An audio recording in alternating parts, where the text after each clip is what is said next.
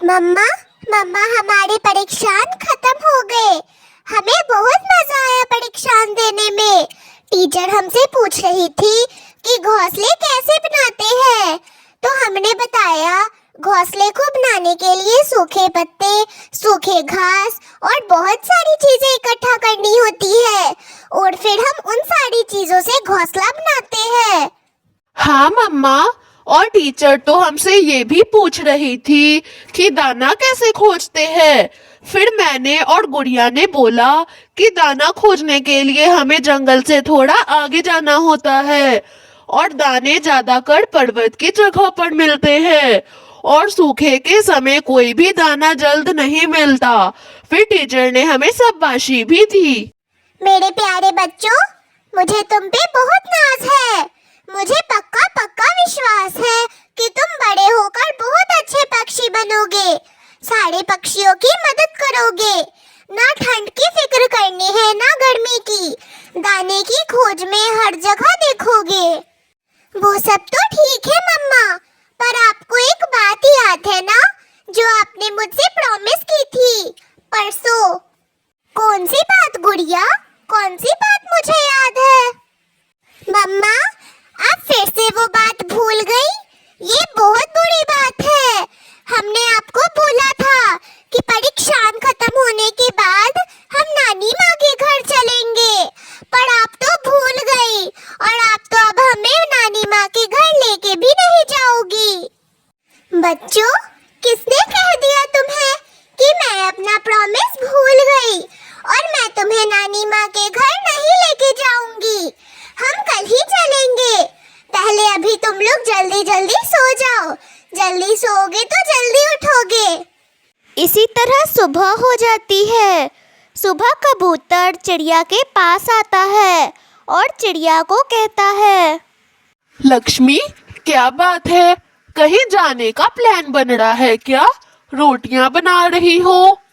हाँ कबूतर भैया, बच्चों के परीक्षान खत्म हो गए और उन्होंने अच्छे अंक लाए हैं, इसीलिए बच्चों को नानी माँ के घर लेके जा रही हूँ। वहाँ पे वे लोग बहुत मस्ती करते हैं। उनके लिए तो नानी माँ का घर एक उपहार है। लक्ष्मी, अगर कोई भी प्लान है जाने का तो उस प्लान को अभी कैंसिल कर दो। मैं दुश्मनी से नहीं बोल रहा हूँ। दरअसल बात ये है कि कल मौसम की जानकारी देने वाला पक्षी बोल के गया है कि जंगल में बहुत बाढ़ आने वाली है और तूफान भी आने वाली है आज रात से। सारे पक्षी सफर ना ही करे तो ज्यादा अच्छा है। मौसम की जानकारी देने वाला पक्षी तो ये भी बोल के गया है कि आज रात ही से तूफान शुरू हो जाएगी या फिर 1-2 दिनों में ही शुरू हो जाएगी। ऐसा बोलकर कबूतर वहाँ से चला जाता है और चिड़िया अपने बच्चों के पास जाती है और अपने बच्चों को प्यार से बोलती है, बच्चों बच्चों तुम्हें एक बात बतानी है। दरअसल अभी मैं किचन में रोटी बना रही थी, तभी कबूतर भैया आए और वह बोल के गए हैं कि कल ही मौसम की जानकारी देने वाला पक्षी आया था और बोल रहा था कि आज रात से या फिर 1-2 दिनों से ही बारिशें शुरू हो जाएंगी और तूफान भी शुरू हो जाएंगी और सफर में तो कोई भी पक्षी ना ही निकले तो ज्यादा अच्छा होगा। हम बारिशें के बाद तुम्हारी नानी माँ के घर जरूर चलेंगे बच्चों। नहीं माँ, आप ये क्या कह रहे हो? प्लीज कह दो कि आप झूठ बोल रहे हो। हमने तो सोच भी लिया था कि नानी माँ के घर जाकर हमें क्या क्या खेलना है, पर आपने तो हमारा दिल ही तोड़ दिया। और वैसे भी कबूतर अंकल ने बोला है कि आज रात से या फिर 1-2 दिनों में बारिशें शुरू होंगी। जरूरी थोड़ी है कि आज रात से ही बारिशें शुरू हो जाए। बारिशें शुरू होने से पहले पहले हम नानी माँ के घर पहुँच जाएंगे माँ। उसके बाद लक्ष्मी अपने बच्चों का कहा मान लेती है और फिर वे लोग सफर के लिए बाहर निकल जाते हैं। वे लोग अभी थोड़ा आगे बढ़े ही थे कि चांद को और उसकी बहन गुड़िया को भूख लग जाती है और उनके पंख भी दुखने लगते हैं।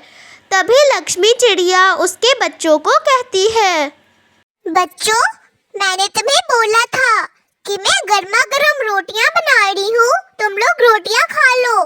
पर तुम लोग क्या बोल रहे थे? नहीं मम्मी, हमें भूख नहीं लगेगी। हमेशा तुम लोग बदमाशी करते हो, ये बिल्कुल भी अच्छी बात नहीं है। तुम लोग यहाँ बैठो, मैं कुछ ढूंढ कर लाती हूँ तुम लोगों के लिए, फिर हम लोग आगे का सफर करेंगे।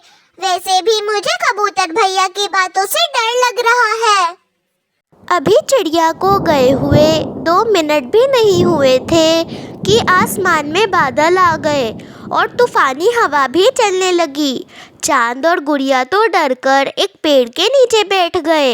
लक्ष्मी चिड़िया भी बहुत उदासी से एक पेड़ के नीचे बैठी थी और बोल रही थी, हे भगवान, ये कैसी परीक्षा आ पड़ी है मुझ पे।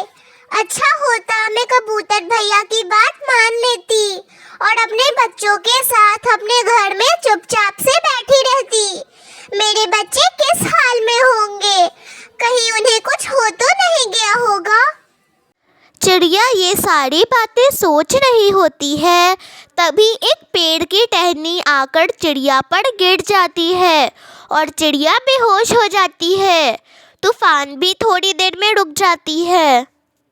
भैया, अब तो तूफान भी रुक गई और बारिशें भी ज्यादा जोर से नहीं हो रही है। मम्मा अभी तक क्यों नहीं आई? मुझे मम्मा की बहुत याद आ रही है। गुड़िया, तो टेंशन मत ले, मम्मा थोड़ी देर में आ जाएगी। वैसे भी थोड़ी बहुत बूंदाबांदी तो हो ही रही है और इसमें उड़ना बहुत मुश्किल का काम है। मम्मा थोड़ी देर में आ जाएगी। चांद बहुत समझदार बच्चा था। उसका दिल कह रहा था कि उसकी मम्मी को कुछ हो गया है। वो अपनी बहन को लेकर उसकी नानी माँ के घर चल जाता है और वह अपनी नानी माँ को सारी बातें बताता है। रात को कोई नहीं सो पाता है। अगले दिन जब वे लोग उठते हैं तो देखते हैं लक्ष्मी चिड़िया घोंसले के पीछे है। फिर लक्ष्मी चिड़िया कहती है, चांद, गुड़िया, दरअसल क्या हुआ, जब तूफान आया तो मैं एक जगह रुक गई और मुझे ध्यान नहीं था कि मेरे ऊपर एक पेड़ की टहनी गिरने वाली है और वो टहनी मेरे ऊपर गिर गई। पूरा एक दिन बीतने के बाद मैं होश में आई।